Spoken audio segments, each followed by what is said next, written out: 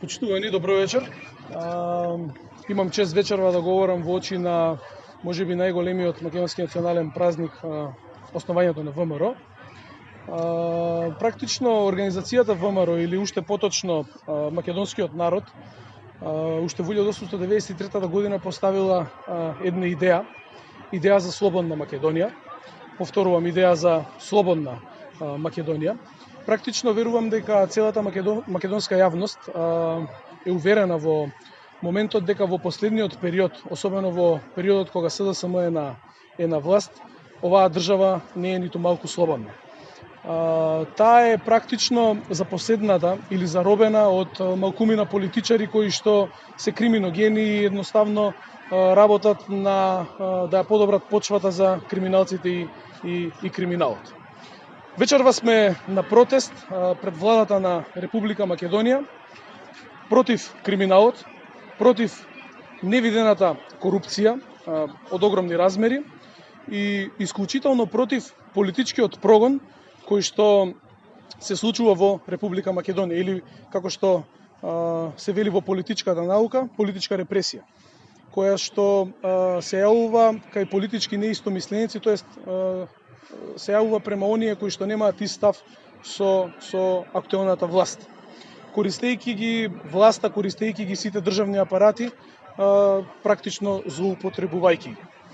Она што сакам вечерва да го истакнам е тоа дека практично ова е период на милионски тендери кои што владата ги мести, меѓутоа и се одвива рекет на сите можни нивоа, од високи бизнисмени, крупни бизнисмени до локални гранапчиња во населените места.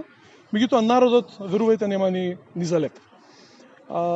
Половина милион жители на Република Македонија живеат со само 300 денари за еден ден, додека 130 денари за еден ден, додека 25.000 жители на Република Македонија живеат со само минимални 44 денари за еден ден, додека луѓето од власта енормно се богатат.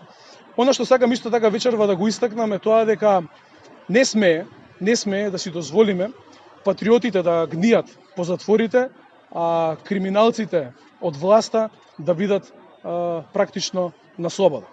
Оваа власт, додека ги пушта криминалците на слобода, многу често го обвинува и народот дека е виновен за најразлични политички негативни токови во државата. И тоа е можеби еден од првите симптоми дека станува збор за диктаторска власт.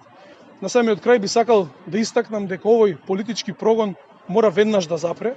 И јас сум свесен дека тој се јавува заради немоќта на власта и заради тоа што власта е исплашена дека за многу скоро ќе дојде тој ден кога ќе се соочи лице во лице со јасната правда, со чистата правда. Меѓутоа, ова што го прават на македонскиот народ, верувајте дека народот нема да го заборави и ќе го казни час поскоро.